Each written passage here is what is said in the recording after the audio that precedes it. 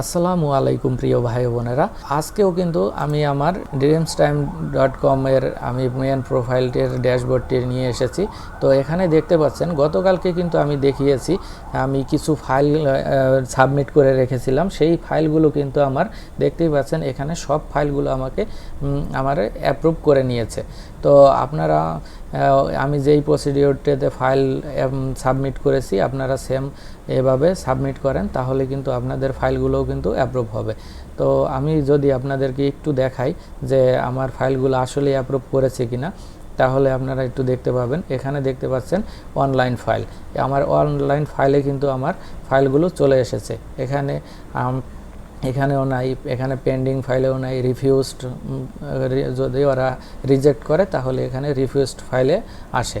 তো আমার কিন্তু সবগুলো এখানে দেখতে পাচ্ছেন 00, আর অনলাইন ফাইলে 31টি ফাইল রয়েছে। এখানে যদি আমি ক্লিক করি অনলাইন ফাইলে, তো এখানে থেকে দেখতে পাচ্ছেন এটি কিন্তু আমার ওরা অ্যাপ্রুভ করে নিয়েছে।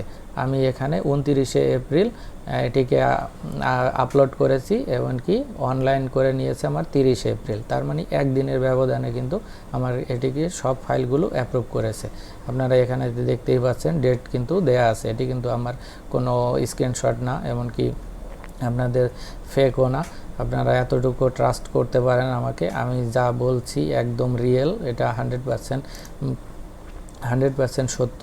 তো যাই হোক, আপনারা আমি যেই প্রসিডিওরতে আপনি ফাইল সাবমিট করা দেখিয়েছি, আপনারা একটু কষ্ট করে এভাবে সাবমিট করবেন, তাহলে আপনাদের ফাইলও কিন্তু রিজেক্ট করবে না। আশা করি এখান থেকে অ্যাপ্রুভ করে নেবে। তো আমি মাত্র 2-3 দিন হলো এটায় কাজ করতেছি, এজন্য আমার কোনো সেল নাই। তো যাই হোক, একদিন হয়তো বা সেল হবে, সেই সেলের ভিডিওটিও আপনাদের সামনে শেয়ার করব। তো আপনারা এভাবে কাজ করেন, ইনশাল্লাহ আপনাদেরও কিন্তু সেল হতে পারে। তো যাই হোক, আজকে এই পর্যন্তই। ভালো থাকবেন, সুস্থ থাকবেন। আসসালামু আলাইকুম।